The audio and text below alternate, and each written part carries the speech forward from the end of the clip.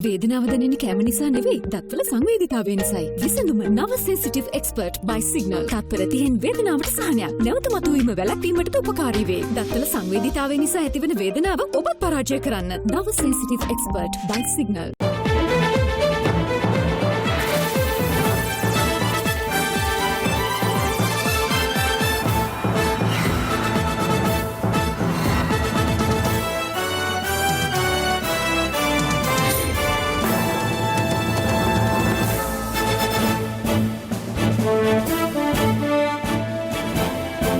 ආයුබෝවන් සුබ සන්ධ්‍යාවක්.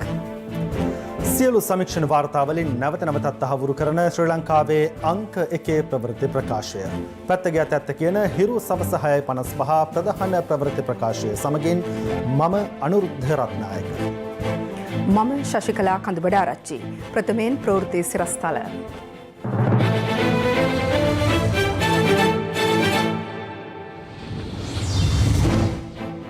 තවත් කොවිඩ් මරණ 4ක්. සමස්ත මරණ 40 දක්වා ඉහළට. කොවිඩ් මරණවල අවසන් කටයුතු ගැන යලි කතාබහක්. විශ්වාස කරන විදියට ඒ වළ දැමීමේ අවසරය ලබා දෙනවා. කොවිඩ් මරණ අවසාන කටයුතු සිදු කෙරෙන්නේ ආදාහනය කිරීම. ඒ තීරණය තවම කිසිදු වෙනස්කමක් ගැන වාර්තා වෙන්නේ නැහැ. ඇමරිකාවේ කොවිඩ් එන්නත ගැන මෙරට සෞඛ්‍ය අංශ අවධානයෙන්. එන්නත් වලින් යම්කිසි ප්‍රමාණයක් අපේ රටට ප්‍රධානයක් වශයෙන් ලැබේවි. රිජ්වේ ආර්යා ළමාරුහලේ ආසාදීන් සංඛ්‍යාව 56ක් දක්වා ඉහළට. මැනින් වෙළඳපොලේ නාට්‍යාමීවරුන් 67කටත් කොවිඩ්. කොවිඩ් හමුවේ පොදු මගී ප්‍රවාහනයට නව මාර්ගෝපදේශ මාලාවක්. අද සිට බස් ගාස්තුත් ඉහළට. රිෂාඩ් යලි රිමාන්ඩ්. දවස් 30ක්ම අන්ලිමිටඩ් Netflix බලන්න. අන්ලිමිටඩ් ඩේටා පැක් එකක් මුළු පවුලටම අන්ලිමිටඩ් ෆන් එකක් අරගන්න. අදම ඇක්ටිව් කරගන්න. කොවිඩ් ව්‍යාප්තිය හේතුවෙන් ගැටලුකාරී තත්ත්වයකට පත්ව සිටින සමස්ත ලෝක ජනතාව වෙත ඊයේ බලාපොරොත්තුවක් දැල්වුණා. ඒ COVID-19 වෛරසයට එරෙහිව ඇමරිකානු සහ ජර්මානු සමාගමක් එක්ව නිපද වූ එන්නතක් සාර්ථක ප්‍රතිඵල අත්කර ගැනීමත් සමගයි. එම එන්නතේ තුන්වන අධීරය සිදු කළ අත්හදා බැලීම්වලදී 90%කට වැඩි සාර්ථකත්වයක් පෙන්නුම් කළ බවයි එම සමාගම නිවේදනය කළේ. දවසේ පුවත COVID-19 වෛරසයට එරෙහිව මේ වන විට ලොව පුරා එන්නත් 100 ගණනක් පමණ අත්දා බැලෙන නමුත් අවසන් අධීරයන් සඳහා ළඟා වී ඇත්තේ එන්නත් 6ක් පමණ සංඛ්‍යාවක්. ඉන් ඔක්ස්ෆර්ඩ් විශ්වවිද්‍යාලයේ එන්නත පිළිබඳව මුලින් වැඩි බලාපොරොත්තු තැබූ නමුත් ඇමරිකානු ඖෂධ සමාගමක් වන ෆයිසර් සහ ජර්මනියේ බයෝඑන්ටෙක් සමාගම එක්ව නිපද වූ නව කොවිඩ් මර්ධන එන්නත මෙවන විට සාර්ථක අධීරයකට පැමිණ ඇති බව එම සමාගම් ඊයේ නිවේදනය කළා. රටවල් 6ක පුද්ගලයන් 43500ක් සම්බන්ධ කර ගනිමින් අත්දා බලා ඇති මෙම එන්නත එම අධීරයේදී සාර්ථක ප්‍රතිඵල පෙන්වා දුන් බවයි ඔවුන් පෙන්වා දෙන්නේ. එන්නත සායනිකව අතදා බැලූ එම රටවල් වන්නේ ඇමරිකාව, ජර්මනිය, බ්‍රසීලය, ආජන්ටිනාව, දකුණු අප්‍රිකාව සහ තුර්කියයි. මෙම එන්නත මගින් සිදුවන්නේ කොවිඩ් වෛරසයේ ජානමය කේතයේ කොටසක් කරහා දුර්වල වෛරසයක් නිපදවීමයි. එය එන්නත් කිරීම මගින් සිරුරේ ප්‍රතිශක්තිකරණ පද්ධතිය වැඩි දියුණු කිරීම සිදුවනවා. සති 3ක අතරමැදි විරාමයක් අවශ්‍ය මාත්‍රා 2ක් ලෙස මෙම එන්නත ලබා දෙන අතර එහි දෙවන මාත්‍රාව ලබා දී දින 7ක් ගතවීමෙන් පසු 90% තරම් ආරක්ෂාවක් ලබාගත හැකි බව පරීක්ෂණවලදී අනාවරණ වී තිබෙනවා. ඒ අනුව අදාළ සමාගම් සැලසුම් කර ඇත්තේ මේ මාස අවසානයේ එන්නත භාවිතය සඳහා හදිසි අනුමැතියකට අයදුම් කිරීමටයි. මේ වසර අවසානය වන විට මෙම එන්නතෙහි මාත්‍රා මිලියන 50ක් සැපීමට හැකි බව පවසන ෆයිසර් සමාගමේ අපේක්ෂාව වන්නේ 2021 අවසානය වන විට මාත්‍රා බිලියන 1.3ක් සැපීමටයි. එන්නත නිපද වූ ජර්මානු හවුල්කාර සමාගමේ ප්‍රධාන විධායක නිලධාරී වෛද්‍ය උගුරු සහින් සහ ඔහුගේ බිරිඳ ඔයිස්ලම් තුරේසි මෙම නව එන්නත සොයා ගැනීම පිටුපස් සිටින ඍජු හස්තයන් බවට විදෙස් මාධ්‍ය ප්‍රශංසාත්මකව වාර්තා කරනවා. ඔවුන් දෙදෙනා මංගල දිනේදී පවා මිනිසාගේ යහපත වෙනුවෙන් ඖෂධ සොයා ගැනීමේ මෙහෙවරු දෙසා කාලය වෙන් කළ බවයි වාර්තා වන්නේ. Keine schwerwiegenden Seitennebenwirkungen vorhanden sind. මහා බ්‍රිතාන්‍ය මේ වන විටත් එම නව කොවිඩ් එන්නතෙහි මාත්‍රා මිලියන 30ක් ඇනෝම් කර අවසන්. කොවිඩ් ආසාදිතයෙකුගේ ආශ්‍රිතයෙකු වීම හේතුවෙන් මේ වන විට ස්වයං නිරෝධයන්ට යොමු වී සිටින ලෝක සෞඛ්‍ය සංවිධානයේ ප්‍රධානී වෛද්‍ය ටෙඩ්රොස් ඇනම් ගේබ්‍රියස් නව එන්නත පිළිබඳව ට්විටර් සටහනක් තබා තිබෙනවා. එහි දැක්වෙන්නේ ෆයිසර් සහ බයෝඑන්ටෙක් සමාගම් ලබා දෙන දිරිගන්වන ප්‍රවෘත්තිය අපි සාදරයෙන් පිළිගන්නා බවයි. මෙම එන්නත සෙල්සියස් අංශක ඍණ 80ක උෂ්ණත්වයක ගබඩා කළ යුතු බැවින් එය රටවල් අතර බෙදා හැරීමේදී සහ ගබඩා කිරීමේදී අභියෝගයක් විය හැකි බව විදේශ මාධ්‍ය වාර්තා කළා. කෙසේ වෙතත් මෙම සොයා ගැනීම පිළිබඳව අවසන් නිගමනයකට පැමිණීමට නොහැකි බව සෞඛ්‍ය විශේෂඥයින් පවසනවා.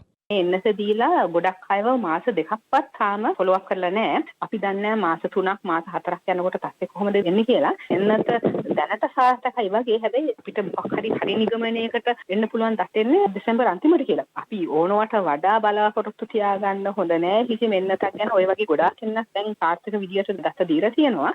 මේ අතර ඉදිරියේදී ලෝපුරා නිෂ්පාදනය කරන කොවිඩ් මර්ධන එන්නත් ශ්‍රී ලංකාවට ලබා ගැනීම සම්බන්ධව සාකච්ඡාවක් සෞඛ්‍ය මාත්‍ය පවිත්‍රා වනිආරච්චි මහත්මිය සහ ලෝක සෞඛ්‍ය සංවිධානයේ මෙරට නේවාසික නියෝජිත වෛද්‍ය රාසියා පෙන්සේ මහත්මියගේ සහභාගීත්වයෙන් සෞඛ්‍ය අමාත්‍යාංශයේදී පැවැතුණා. COVID-19 සඳහා වන එන්නතක් නිපද වූ පසු මෙරට ජනගහනයෙන් 20%කට එම එන්නත ලබා දීම සඳහා ලෝක සෞඛ්‍ය සංවිධානය එහිදී එකඟතාව පළ කර තිබෙනවා. අපි බලාපොරොත්තු වෙනවා ලබන අවුරුද්ද මැද හරිය වෙන විට අවම වශයෙන් එක එන්නතක් හෝ එන්නත් කිහිපයක් ජනතාවට ලබා දීම සඳහා සූදානම් වෙයි කියලා. ඒ වගේම මේ දක්වා සිදු කරපු අධ්‍යයන වලින් පැහැදිලි වෙනවා මේ එන්නතක් ලබා ගත්තත් ඒ ප්‍රතිශක්තිය රඳා පවතින්නේ අවුරුද්දත් අවුරුදු එකහමාරත් අතර වගේ කාලයක්. එතකොට ඒ එන්නත් වලින් යම්කිසි ප්‍රමාණයක් අපේ රටට ප්‍රධානයක් වශයෙන් ලැබේවි. රජයක් හැටියට සෞඛ්‍ය අමාත්‍යාංශය හැටියට කරලා තියෙන දේ තමයි ලෝක සෞඛ්‍ය සංවිධානයට කියලා තියෙනවා ඔබේ එන්නත සාර්ථකයි කියලා තහවුරු වුණාට පසුව නිෂ්පාදනය කරන ඒවායින් අපේ ජනගහනයෙන් 120කට මූලිකව ලබා ගැනීම සඳහා අපි ඔයගොල්ලොත් එක්ක ගිවිසුමකට එළඹෙනවා කියලා අපි ලියුමකින් දැනුම් දීලා තියෙනවා. ඒත් ඒගොල්ලෝ එකයි පිළිඅරන් තියෙනවා. අපි පස්සේ පොලිමට එකතු වුණොත් අපිට ඒක ලැබෙන කාලය යනවා. සෞඛ්‍ය අමාත්‍යාංශය ඉතා හොඳ තීන්දුවක් අරන් තියෙනවා කියලා තමයි මට කියන්න තියෙන්නේ. මේ එන්නත නම් අපි ගෙන්නන්නේ සෙන්ටිග්‍රේඩ් අංශක ඍණ 80 කියන උෂ්ණත්වයේ තමයි එන්නත ගබඩා කරන්න වෙන්නේ. එතකොට අපේ වගේ රටකට ඒක කොච්චර ප්‍රායෝගිකද කියන ප්‍රශ්නෙත් අපි ඒ සඳහා පහසුකම් අපි ඉදිරියේදී හදා ගන්න ඕන. ඒ වගේ මේ පරේක්ෂකයන්ම කියනවා දැන් මේ එන්නතෙන් 90%කට ප්‍රතිශක්තිය ලැබෙනවනේ. නමුත් ලැබුණාට පස්සේ මේ ප්‍රතිශක්තිය කොච්චර කාලයක් ඇඟේ රඳා පවතීද කියලා. අඩුම ගානේ මේ ගෝලීය වසංගතය ඉවර වෙන යම් කාල සීමාවක් තියෙනවා. ඒ කාල සීමාව දක්වාවත් අපිට පුළුවන්කම තියෙනවා නම් ආරක්ෂාව දෙන්න. ඒක තමයි වටින්නේ. නමුත් ඒ ඇයට තාම ඒක ගැන හරියටම පූර්වානායක නිශ්චිතවම කියන්න බැරි වෙලා තියෙනවා. මේ එන්නතක් පිළිබඳ කතාව හරහා ඔබ මේ දක්වා අනුගමනය කරපු සෞඛ්‍ය ක්‍රමානුකූල පුරුදු කිසිම විදිහකට බැහැරලන්න එපා. මේ එන්නතක් ඉන්න සමහරට තව මාස 3ක්ද මාස 6ක්ද කියන එක සම්බන්ධයෙන් අවසන් විග්‍රහයේදී අපි තාම දන්නේ නැහැ. දවසේ පුවත වඩාත්ම සිනිඳු රැවුල බෑමකට Big Easy to රේසරය හරිම සුමුදුයි. නවලක්ස් බියුටි ඉන්ග්‍රීඩියන්ට්ස් 7ක් සහ විටමින් E සමගින් සඳමෙන් දිතුලන මුහුණක්. නවලක්ස්. තවත් කොවිඩ් මරණ 4ක් අද දිනේ වාර්තා වීමත් සමග මෙරට සමස්ත කොවිඩ් මරණ සංඛ්‍යාව 40 දක්වා ඉහළ ගියා. අද තවත් කොවිඩ්-19 ආසාදිතයන් 305 දෙනෙකු අලුතින් වාර්තා වූ අතර ඔවුන් සියලු දෙනා ආසාදිතයන්ගේ ආශ්‍රිතයන් බවයි යුද හමුදාපති ලුතිනන්ට් ජෙනරාල් ශ්‍රවෙන්ද සිල්වා මහතා සඳහන් කළේ. මේ අතර ආසාදිතයන් 657 දෙනෙකු පූර්ණ සුවය ලබා පිටව යාමත් සමග මෙරට කොවිඩ් ආසාදිත වී සුවය ලැබුවන් සංඛ්‍යාවද 9500 සීමාව ඉක්ම ගියා.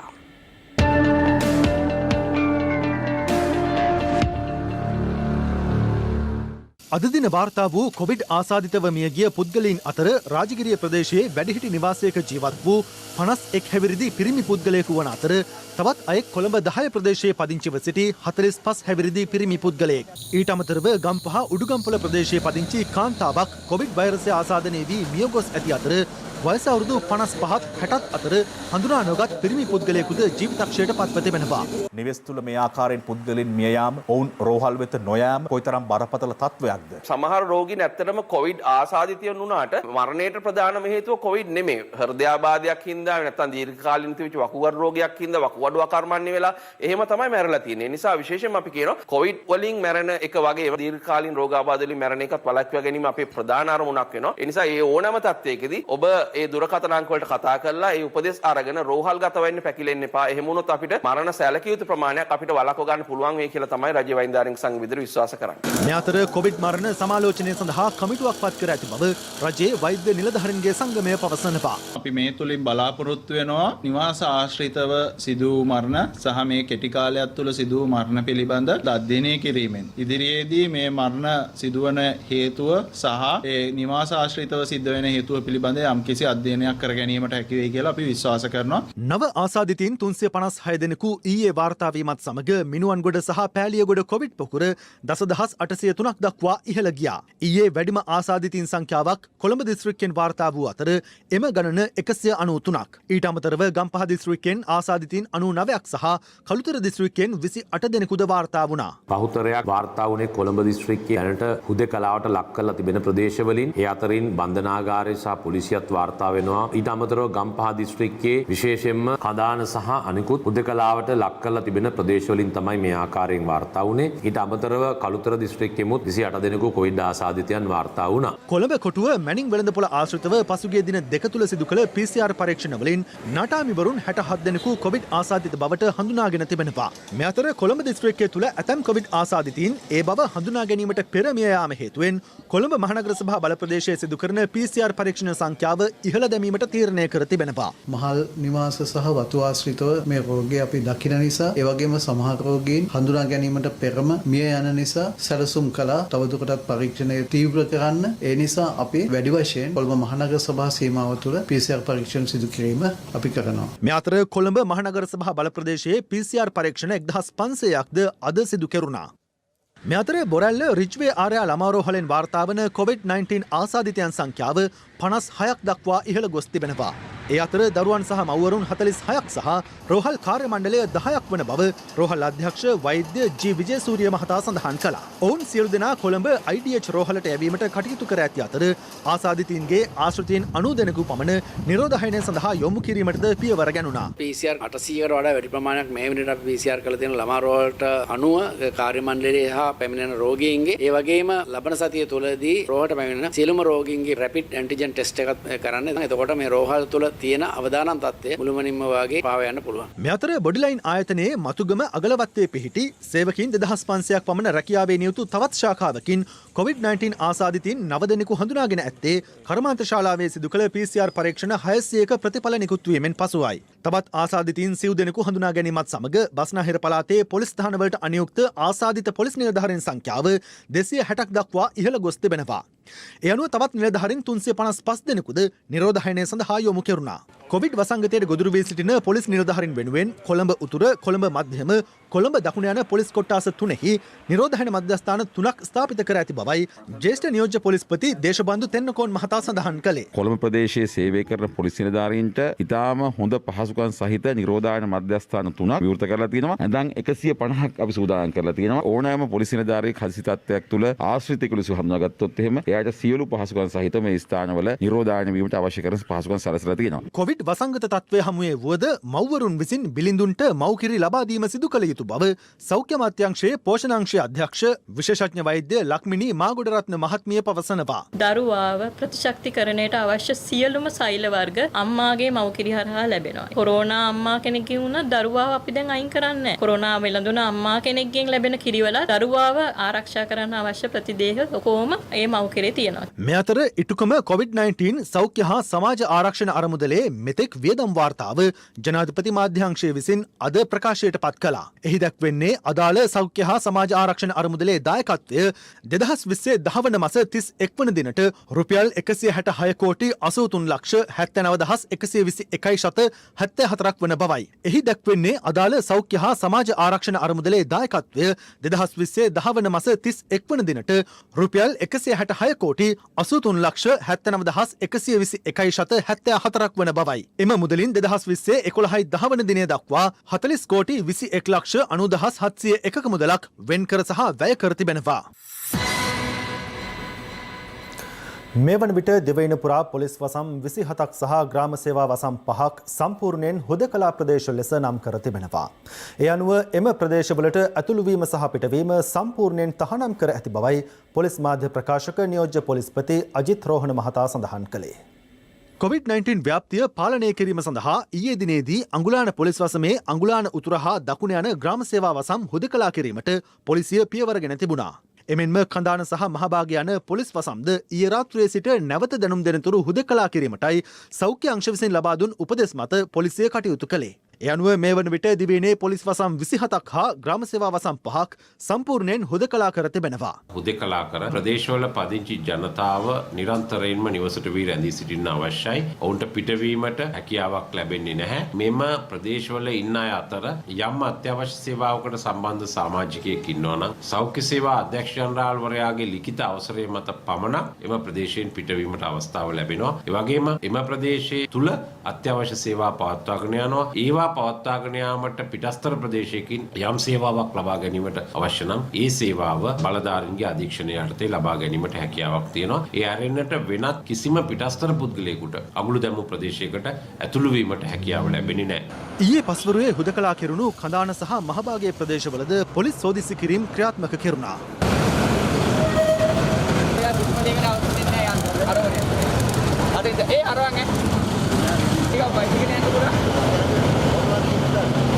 මහභාගයේ ප්‍රදේශය හුදකලා කිරීමත් සමග වැලිසර විශේෂ ආර්ථික මධ්‍යස්ථානයේද අද සිට වසා තැබෙනවා. මේ අතර හුදකලා කර ඇති මෝදර මිහිජයසෙවන මහල් නිවාස සංකීර්ණයේ ජනතාව අද මෙලෙස විරෝධය පළ කළේ රජයෙන් ලබා දෙන සහන තමන්ට නොලැබුණු බව පවසමින්.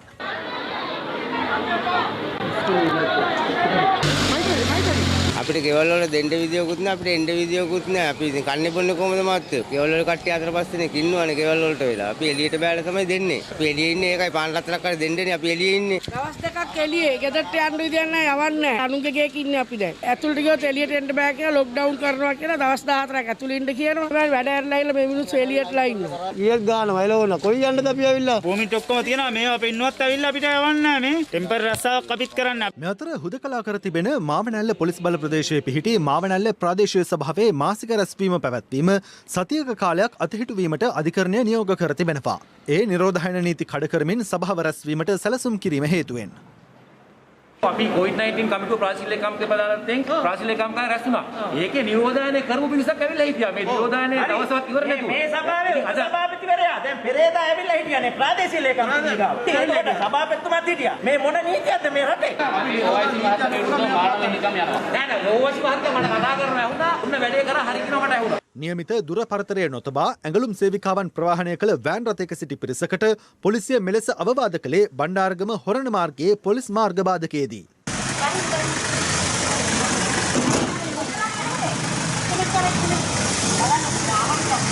මේ අතර COVID-19 පැතිරයාම පාලනය කිරීම සඳහා හැටන් කොළඹ ප්‍රධාන මාර්ගයේ හා හැටන් මහනුවර මාර්ගයෙන් වතුකරයට පැමිණෙන අනවශ්‍ය වාහන හා පුද්ගලයන් හරවා යැවීමට පොලිසිය හා යුද හමුදාව ඒකාබද්ධ වැඩපිළිවෙලක් ක්‍රියාත්මක කර තිබෙනවා.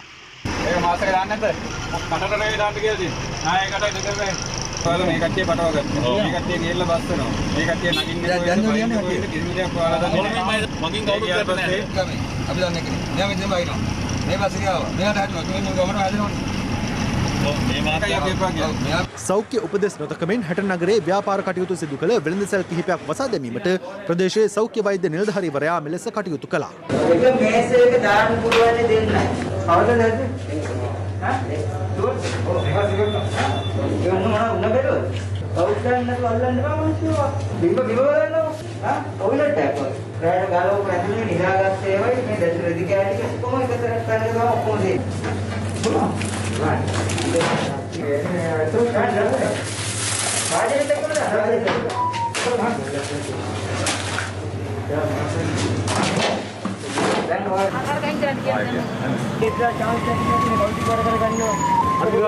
අපි කියක් කරවා ගන්න කඩවලට එක නීතියක් පේමන්ට් එක දාන අපිට එක නීතියක් ඒක නීතියක් නෑ හරි එන අර කඩේ වලට තස් කරන්නේ අපි කඩ කාන්ති එක දාගෙන ඉන්නේ නැති කමටනේ විශ්ලේෂණය විකුණන්නේ මේ ගත්තේ වට්ටිය දැන් අයින් කරනකොට කොයි කියලා විසුද්ධාන්ති කියන්නේ ඒකේ දීපන අද බඩු ගන්න දෙන්නවා අද එකපාර ගෑනක ගන්න පුළුවන් දෙයක් කාටද දෙන්නේ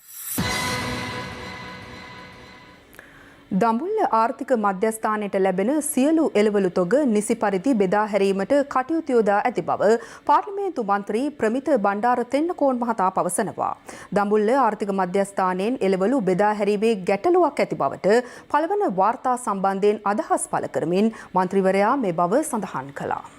දඹුල්ල ආර්ථික මධ්‍යස්ථානයේ අද දවසේ වෙනකොට එළවලු කිලෝ ලක්ෂ 10කට අධික ප්‍රමාණයක් වුණලා තියෙනවා. ඊයේ දිනේදී ලක්ෂ 30ක් එළවලු විකුණලා තියෙනවා. ඊට ප්‍රථම දිනේ ලක්ෂ 30ක් විකුණලා තියෙනවා. මේ ආර්ථික මධ්‍යස්ථානයට අඩිය තියන්නේ නැති පිරිස් ආර්ථික මධ්‍යස්ථානයේ වෙළඳාම ගැන නොයෙකුත් අද්භූත චෝදනා ඉදිරිපත් කරනවා. ඒක සැලසුම් සහගත ක්‍රියාවක්. අද්භූත චෝදනා එල්ල කිරීමෙන් විපක්ෂය බලාපොරොත්තු වෙන්නේ වෙළඳපොළ අවුල් කරන්න. වෙළඳපොලේ එළවලු කුණුණා සිකරා කියලා චෝදනාව විපක්ෂ දිගින් දිගටම කරනවා. මම බොහොම වගකීමෙන් කියනවා මේ වෙලාවේ එවැනි තත්වයක් මේ රටේ උද්ගත වෙලා නැහැ. කොවිඩ් ආසාදිතයින් මේ යාමෙන් අනතුරුව එම දේහයන් ආදාහනය කරන්නේද භූමිදානය කරන්නේද යන්න සම්බන්ධයෙන් යලිත් සමාජය තුළ කතාබහක් ඇති වී තිබෙනවා. කෙසේ වෙතත් අමාත්‍ය මහින්ද අමරවීර මහතා පැවසුවේ එම දේහයන් භූමිදානය කිරීම සඳහා ඉදිරියේදී අවසරය හිමිවනු ඇති බවයි. ඇතැම් ජන කොටස්වලට අයත් දේහ ආදාහනය කිරීම සම්බන්ධයෙන් ගැටලුකාරී තත්ත්වයක් පැන නැගුණේ මෙරටින් කොවිඩ් මරණ වාර්තාවීමත් සමගයි. කෙසේ වෙතත් COVID-19 රෝගයෙන් ජීවිතක්ෂයට පත්වන තැනැත්තෙකුගේ දේහය ආදාහනය කළ යුතු ආකාරය පසුගිය අප්‍රේල් මාස 11 වනදා අති විශේෂ ගැසට් පත්‍රයක් නිකුත් කරමින් රාජ්‍ය ප්‍රකාශයට පත් කළා. ඒ අනුව එලෙස මිය යන යම් තැනැත්තෙකුගේ දේහය සෞඛ්‍ය සේවා අධ්‍යක්ෂ ජනරාල්වරයා විසින් නිකුත් කරනු ලබන විධිවිධානවලට අනුකූලව සෙල්සියස් අංශක 800 සිට 1200 දක්වා වූ උෂ්ණත්වයක් සහිතව විනාඩි 45ක සිට පැයක කාලයක් සඳහා සම්පූර්ණයෙන් දැවී යන තෙක් ආදාහනය කළ යුතු බව අදාළ ගැසට් නිවේදනයේ සඳහන්. කෙසේ වෙතත් කොවිඩ් ආසාදනය වී ජීවිතක්ෂයට පත්වන ඇතැම් ජන කොටස්වල මෘතදේහ බොහොමදානය කිරීමට අවසර දී ඇති බවට නිකුත් කළ ලිපියක් සමාජ මාධ්‍ය ඔස්සේ සංසරණය වීමත් සමග මේ පිළිබඳව යලිත් කතා බහක් මතුව තිබෙනවා. මේ සම්බන්ධයෙන් කෙහෙලිය රමුක්වැල්ල සහ මහින්ද අමරවීර යන අමාත්‍යවරුන් මෙලෙස අදහස් පළ කළා. ඊයේ තිබ්බ කැබිනට් මණ්ඩලයේදී යෝජනාවක් ඉදිරිපත් වුණා වියලි කලාපයේ තියෙන ප්‍රදේශයක. මොකද මේ ජල මට්ටම් සහ එවැනි තර්ක ගණනාවක් තිබ්බ නිසා ඒ සම්බන්ධව කැබිනට් මණ්ඩලය වැරදි මතවාදය තමයි අවසරයක් ලැබලා දුන්නේ, එහෙම නැත්නම් අනුමැතියක් ලැබලා දුන්නයි කියන එක නෙමෙයි එතෙන්දි සාකච්ඡා වුණේද. එතෙන්දි සාකච්ඡා වුණේ එම කරුණු සියල්ල සෞඛ්‍ය බලධාරීන් සහ මේ තීන්දුව ගන්න හන්දයන් ලබා දෙන්නයි තීන්දුව ගත්තා. සෞඛ්‍ය අමාත්‍යමිය දැනුම් දුන්නා. ඒ පිළිබඳව තියෙන අදහස ඒ අනුව නැවත ඒ කමිටුව රැස් වෙලා අවසාන තීන්දුව ගනී. නමුත් මම විශ්වාස කරන විදියට ඒ වල දැමීමේ අවසරය ලබා දෙනවා. ඒ කියන්නේ දැන් කොළඹ කෙනෙක් මරනවත් ඒ වියලි කලාපයට ඒ කියන ස්ථානේ තමයි. ඒක ජනාධිපතිතුමා අගමැතිතුමා ඇතුළු අපේ කණ්ඩායම මේකට අපේ විරෝධතාවයක් නැහැ වල දැමීම පිළිබඳව. ඉතින් තමයි අපිට බැරි මේ රටේ පොදු නීතියකට අවනත වෙන්න. නෑ රටේ නෙවෙයි ලෝකෙනේ. ලෝකෙ මුලින් රටවල් එහෙම කරා. දැන් අනිත් රටවල් ඔක්කොම ඉඩ දීලා තියෙනවා. සිංහල බෞද්ධ කෙනෙකුට ඕන වුණොත් මේක වලදන්න ඕන කියලා ඒ නීතියට ගිහිල්ලා පුළුවන් ද බලන්න. ඒකට ඒකත් ඉල්ලීම කරොත් ඒක බලයි වෙනවා. එහෙම දැන්ට ඉල්ලීමක් නැහැනේ. කෙසේ වෙතත් සෞඛ්‍ය අමාත්‍යාංශයේ මාධ්‍ය ප්‍රකාශක වෛද්‍ය ජයරුවන් බණ්ඩාර මහතා පැවසුවේ කොවිඩ් මරණ සම්බන්ධයෙන් අවසන් කටයුතු කරන ක්‍රමවේදී සංශෝධනයක් මෙතෙක් සිදු කර නොමැති බවයි. කොවිඩ් මරණ දේහයන් පිළිබඳව අවසාන කටයුතු සිදු කෙරෙන්නේ ආදාහනය කිරීම. ඒ තීරණය සෞඛ්‍ය සේවා අධ්‍යක්ෂ ජනරාල්තුමා ප්‍රකාශයට පත් කරේ. විද්‍යාත්මක හා තාක්ෂණික කරුණුත් මේ රටේ භූමිය පිළිබඳව විද්‍යාත්මක හා තාක්ෂණික කරුණුත් කාරණා දෙකම පදනම් කරගෙන මේ තීරණය පදනම් කරගත්ත කරුණු කාරණා පිළිබඳව තවම කිසිදු වෙනස්කමක් ගැන වාර්තා වෙන්නේ නැහැ. මෑතක සමාජ මාධ්‍ය දාලා ඔස්සේ කෙරෙන්නා වූ නොයෙකුත් කාරණා පිළිබඳව වෙනස් කරපු බවට කිසිදු නිවේදනයක් සෞඛ්‍ය අමාත්‍යාංශයෙන් මේ වෙනතෙක් නිකුත් කරලා නැහැ. අපේ රට ලිං පරිභෝජනය තාම කරගෙන යන රටක්. මල සිරුරු භූමදානය කරන රටවල් වල මේ විදිහට ලිං වතුර පරිභෝජනයට ලක් කරගන්නේ. මේ මල සිරුරු වලින් භූගත ජලය දූෂණයක් වෙයි කියලා හිතන්නේ අපි තාම දන්නේ නැහැ. ඒ දූෂිත ජලය පානය කිරීමෙන් අපිට ලෙඩ රෝග වැළඳෙයිද කියන. එහෙම විද්‍යාත්මක පර්යේෂණ කෙරෙලා නැති තත්ත්වයක් යටතේ අපි විද්වත් කමිටුවක් විදිහට රජයට උපදෙස් ලබා දෙන්නේ මේ මලසිරුරු භූමදානය පුළුවන් තරම් නොකර ඉන්න.